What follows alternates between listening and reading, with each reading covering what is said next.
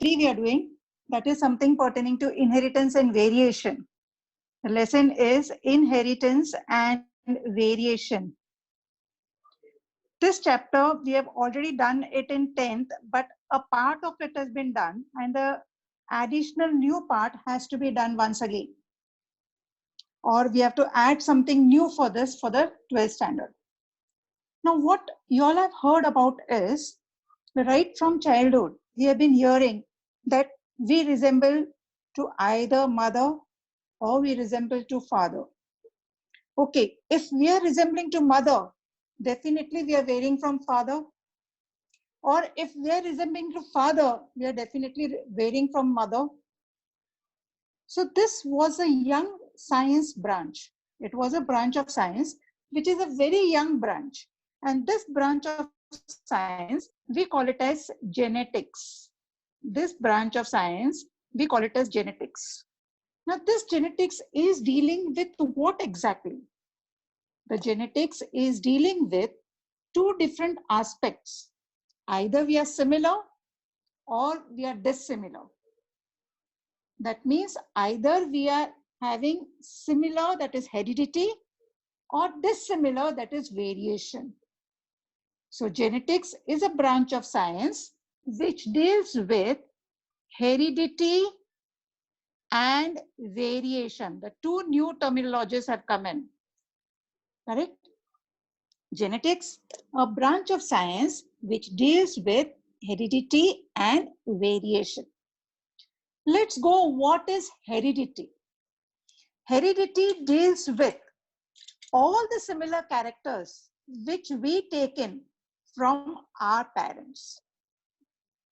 Supposing I'm saying my color of the hair is resembling to father, that means it is varying from mother. So I'm taking the similar characters. When I'm studying the similar characters, I call that particular character or that particular term as heredity.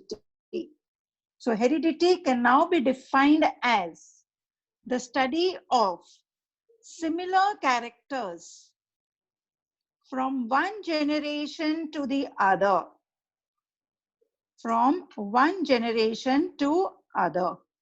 That is from the parents to the offsprings. The same way we have the next term, that is variation. Now my hair color was resembling to father. It is varying from my mother. So we have to study that also. Correct? When I'm studying that also simultaneously, then I call that particular branch as genetics. But when I'm studying only variation, that is, I am studying dissimilar characters observed from one generation to the next generation. So now the term genetics is very clear to us. Genetics is a branch of science, which is a youngest branch, which is dealing with heredity and variation. Heredity deals with similar characters, whereas variation is dealing with dissimilar characters. And this particular chapter is put forward by, or you can say the study has been done by one person or scientist named as Mendel, whose full name is Gregor John Mendel. His name is Gregor John Mendel. Mendel actually worked on garden pea, that is Pisum sativum. He actually worked on garden pea. Botanical name is Pisum sativum. He wasn't basically ordinary person, not a biologist, not a scientist. Basically, he has done his maths and something else. Not a science student actually. He was a monk. He worked upon some experiments, like how you and me, when we learn something in school, we want to cultivate in a garden. We get the plant cuttings. We say, Mama, one small leaf has come. Mama, one small bud has come. So same way, even he said, I'll do some work. So in front of his house, he had a small garden on the back side. Back door, front pay, he had a small garden where he cultivated this Pisum sativum. Now the reason for what he cultivated was this particular plant, or for what he selected this plant was, it is an annual herb. How do you know it is an annual herb? Because you all get green peas generally in the winter season.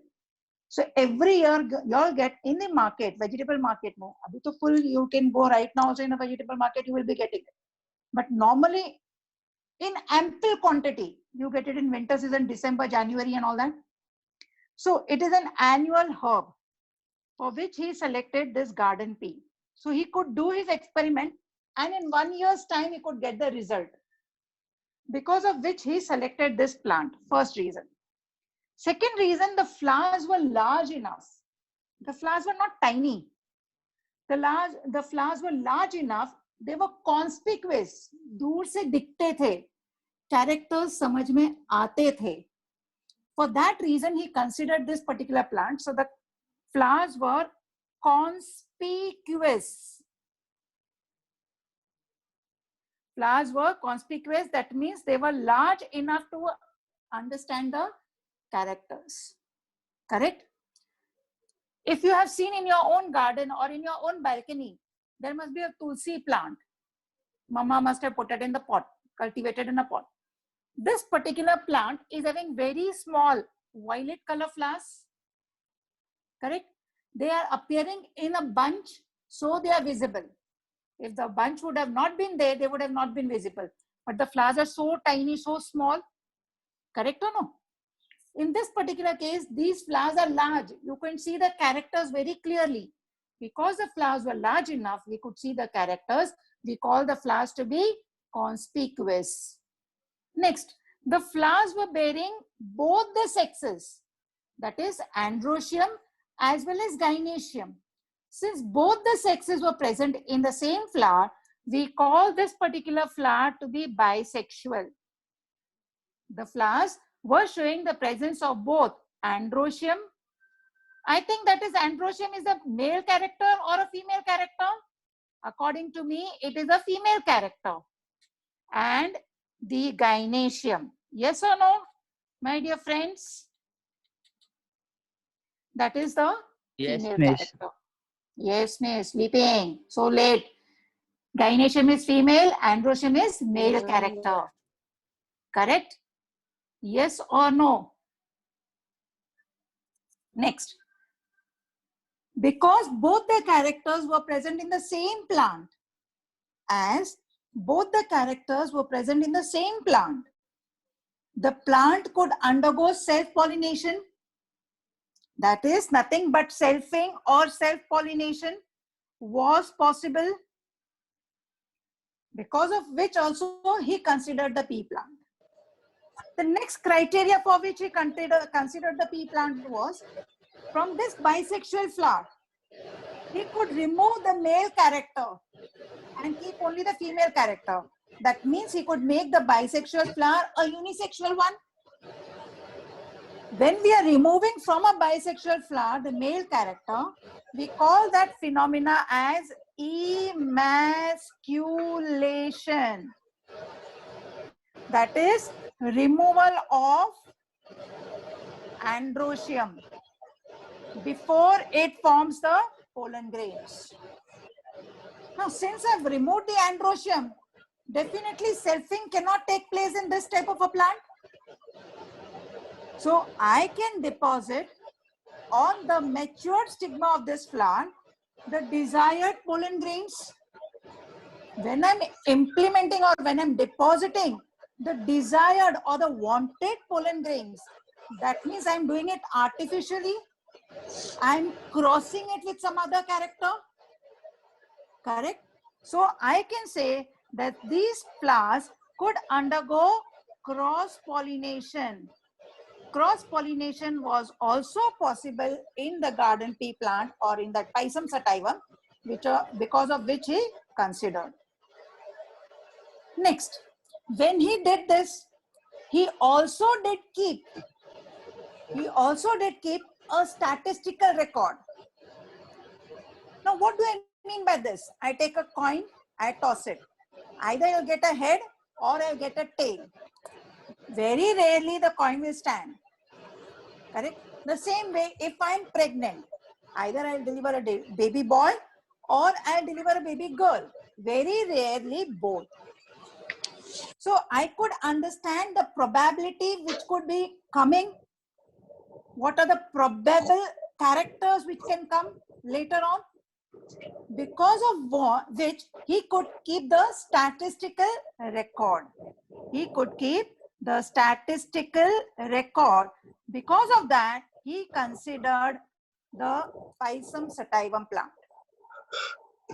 Why did Mendel select Pisum sativum for his experiments?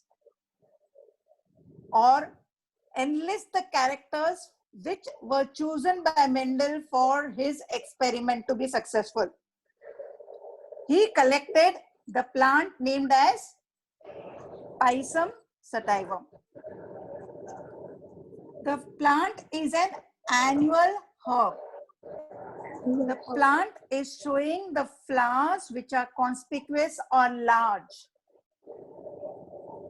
The flowers were bisexual, that means they were showing androecium as well as they were showing gynoecium. Miss, you are crying or what? Hello? Hello? Next. The flowers could undergo self-pollination. Being bisexual, self-pollination was possible. But even after that, I want to impart or I want to introduce some new characters. Then emasculation could be done. That means from the bisexual flowers, we are removing the male characters. Androecium. And that is nothing but androecium before the pollen grains are formed. And only the female part is kept over there.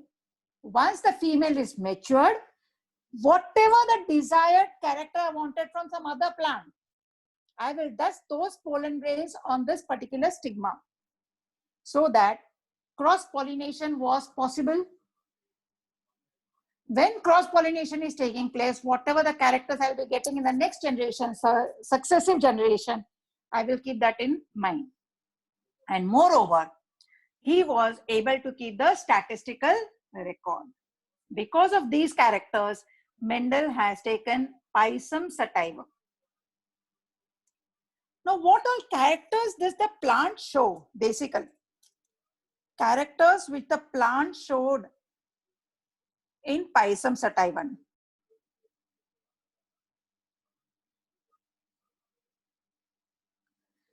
Before we go for the characters, I have to explain you all the two terms.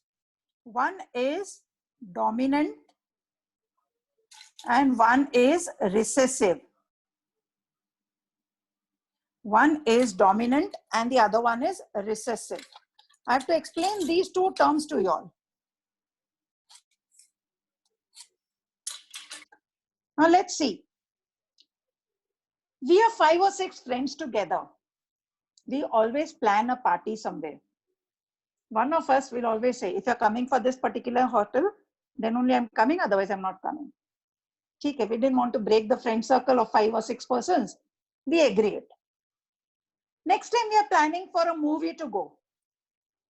The same person XYZ is saying, if you're coming for this movie, I'm coming, otherwise I'm not coming. We all agreed. Next time also we all agreed. Third time again the same way, we are planning to go for an ice cream party or something. The person is saying, if you're coming over here, then only I'm coming, otherwise no. Means what? That XYZ person, whosoever it is, whether you, me, whosoever it is, has started acting as a dominating character. Basically what we thought, चलो एक बार उसका सुन लिया, friend circle नहीं तोड़ते हैं, let us be together. Sometimes we will suppress, sometimes that person will suppress and the friend circle will go on. But that person every now and then used to say the same thing. If you're coming here, then I'm coming, otherwise no. If you're doing this, then I'm doing, otherwise no. Means that person started becoming slowly and steadily dominating on us. Correct? And we were suppressed. The same way, when you all entered in 11th standard after schooling, the first term you all try to recollect. Teacher, मैं boring है, मेरा topic boring है, कुछ भी होने दो. You all used to sit over there sincerely attending all the lectures. Diwali break के बाद में या क्रिसमस ब्रेक के बाद में फ्रेंड सर्कल थोड़ा बन गया, चल ना टॉपिक बोरिंग है, टीचर बोरिंग है, बंक मारते हैं. Means what? Whether the teacher is boring, whether the topic is boring, that person is dominating. You all were recessive. But to show your recessive character, that I don't like the topic or I don't like XYZ teacher, then you all had to be present in double dose. You all needed one companion to go along with you. So this is what is created over here or is being explained over here. Dominating, even if present in single dose, can make its appearance. Recessive even has to be present in double dose. Dominating character, even if present in single dose, can make its appearance. Recessive character, to make its appearance, has to be present in double dose. Now he saw certain things. He saw the height of the plant. He saw the height of the plant. Either the plant was tall or the plant was dwarf. He saw the shape of the seed. Saw the shape of the seed. Either it was round or it was wrinkled. He saw the color of the seed. Either it was yellow or it was green. He saw the color of the pod. I'm immediately over there so that you can understand the difference between the two. Now, what is pod exactly? Market में जो मटर green मटर mummy लेके आती है ना, बाद में आप घर पे छीलते हो, that particular market का one particular मटर which is there, that entire thing which you are peeling it off and then removing green peas is called as pod. एक लंबा सा मटर होएगा, उसमें अंदर एक ही दाना होएगा. एक लंबा सा है, उसमें 5-6 दाना या 10 दाना है. यानी कि if it is totally filled, you call it as inflated. If it is halfway filled or 1 or 2 only are there, the pod size is larger, but only 1 or 2 are there, then you call it as constricted. Then he saw the color of the, sorry, that was shape. Color of the pod has to be there. Okay, I'll make it a shape. Then we have the color of the pod. The color of the pod is either green or it is yellow. The color of the pod is either green or it is yellow. Then it was something pertaining to the position of the flower. Either it was axillary or it was apical. Axillary can also be called as lateral and apical could also be called as terminal. Next was the color of the flower. Either it is red or it is white. Agreed? So he saw these characters: height, tall or dwarf, shape of the seed, round or wrinkled, color of the seed, yellow or green, shape of the pod, inflated or constricted, color of the pod, green or yellow, position of the flower, lateral or axillary, as well as terminal or apical, color of the flower, red and white. Sometimes you may get purple also, no problem. Now, he took, now if you say I am tall, you consider it my father must be tall, my mother must be tall. Okay, if my mother and father are tall, that means my nana, nani and my dada, dadi also must be tall.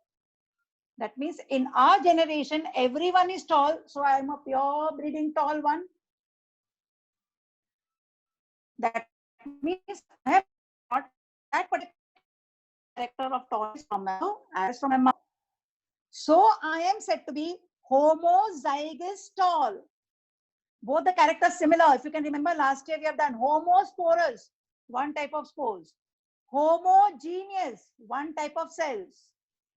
Then you have come across homoglycan, one type of monosaccharide. All these terms you have done it last year. Correct? Your permanent tissue is said to be homogeneous because only one type of cells.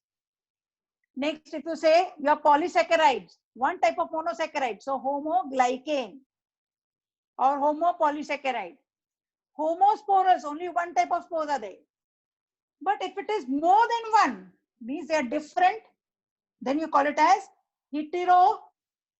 heterosporous, heteroglycan, heterogeneous.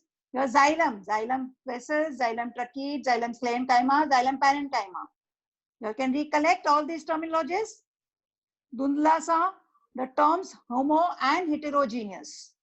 Agreed? The same term, I am modifying it now.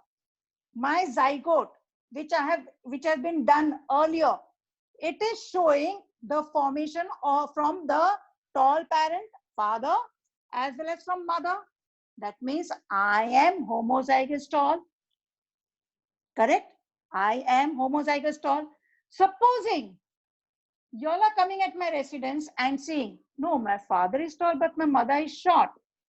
That means I may be having the hidden character of shortness within me. That means both the characters of tall as well as dwarf will be present within me. So I will be called that time as heterozygous. Or I could be called as a khichdi, that is hybrid. Correct? Yes or no? Excuse me. All sleeping? Excuse me. Please respond when ma'am is asking you something. Hello. Ma'am, they're responding in chat. अरे बाप रे, वो chat मेरे को एक एक देखने को टाइम लगेगा रे. Let them openly speak to me. My dear friend, before we go further, is the speed and all fine with y'all, or you want me to go a bit slower? It's fine. We are going as per our understanding. बराबर है ना? No problem ना? No, ma'am. No problem, ma'am. Okay, okay. Now, I have to write that particular character as tallness. So, even if I'm tall, whether I'm hybrid or heterozygous, I will be mentioning it as capital T once. Uska derivative will be small t.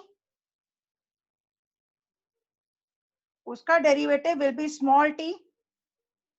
The same way, this is round. Capital R is for round, whereas wrinkled is for recessive character. Here I am not writing capital T again. It can be fill in the blank. It could be capital T, it could be small t. It could be capital R, it could be small r. Both will be showing the character of that dominating only. That's why. Same way yellow, capital Y dash, small y, small y. Capital I dash, small I, small I. Capital G dash, small g, small g. Capital A dash, small a, small a. Capital R dash, small r, small r. Getting it? We have done the genotypes over here of them. Now I am taking a cross. I do not know the name of the cross. Y'all are going to help me out in that. This page is very clear to y'all. The term genetics, heredity, variation, why Mendel selected garden pea plant, the characters which is studied in the garden pea plant or that in the Pisum sativum. Correct? We are going one step further. I don't know the name of the cross. Huh? Be careful. You all will have to help me out. I am taking a parent. I am taking a parent. I can call this parent as P1. Pure breeding, which can also be called as homozygous. Tall plant crossed with pure breeding or homozygous dwarf plant. Getting it? I have to write the genotype. I am not a fool to go on writing again and again. Pure breeding tall plant, pure breeding dwarf plant and all such things. So I have to have the genotype of it. इसको tallness पापा से मिला है क्योंकि homozygous है. इसको dwarfness मम्मा से मिला है. Sorry, tallness मम्मा से मिला है because it is homozygous. The same way, this particular character, that is my partner, you can say. has got the dwarfness character from the father as well as the dwarfness character from the mother. Next, the gametes so produced by them will be, please be careful, the gametes have to be encircled. Capital T. कितने भी बनने दो, हजारों बनने दो, millions बनने दो, करोड़ों में बनने दो, लेकिन वो टाइप तो एक ही बनेगा ना. जैसे in our case, the females are said to be XX chromosomes. So it will be only one type of ova. The males are said to be XY. So 50% will be X and 50% will be Y.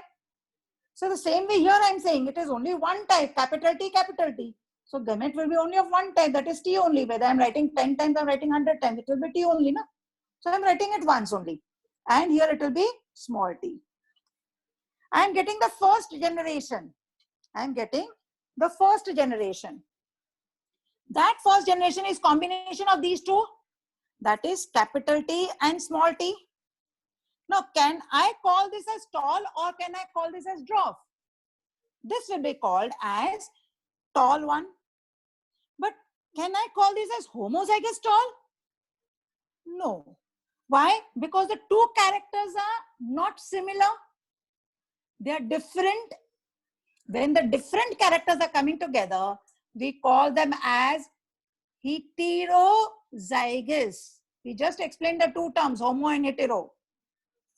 Here they are this similar. So we are calling it as heterozygous. Which can also be called as hybrid tall, heterozygous or hybrid tall. Agreed? Now I am taking parent P2. In simple terms, I can tell you my parents, me, F1 generation. I get married, my children now. That is the next generation for my parents. But for me, it will be first generation. So I am first generation of my parents. My children will be the second generation. That is first filial, that is F1 generation. F2 generation. You are there. You are F1 generation of your parents. But for your grandparents, Dada, Dadi, Nana, Nani, you are F2 generation. Because your parents are first generation for them and you are their second generation, F2 generation. See how the terms are changing accordingly. So I am taking parent P1. Being a bisexual flower, this particular thing could undergo selfing or inbreeding. So I am taking F1 multiplied by F1 or crossed with F1. Do I know the genotype of this F1? It is capital T, small t, crossed with capital T, small t. I have the gametes of this. The gametes will be capital T, the gamete will be small t, the gamete will be over here capital T, the gamete will be over here small t.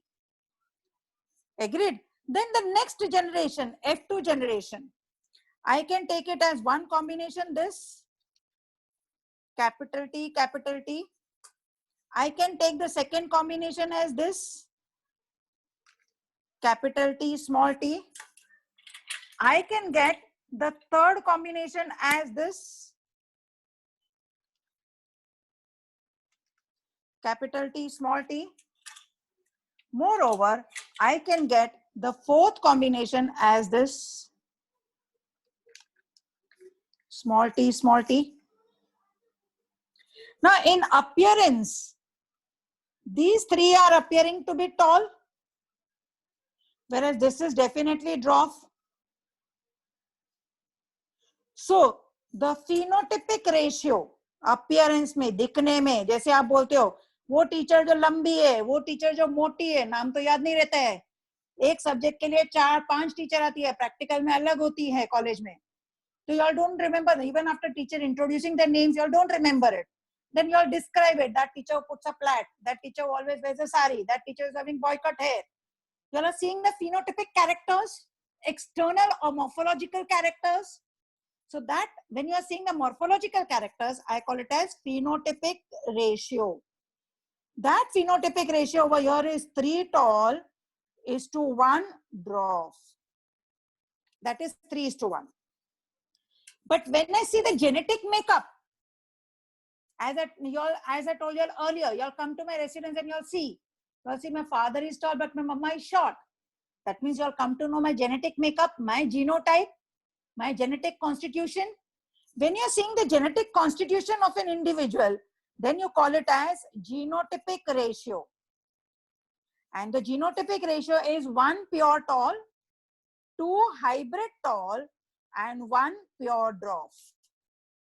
Correct? That ratio is 1:2:1. So please on the class, mute this audio of the class.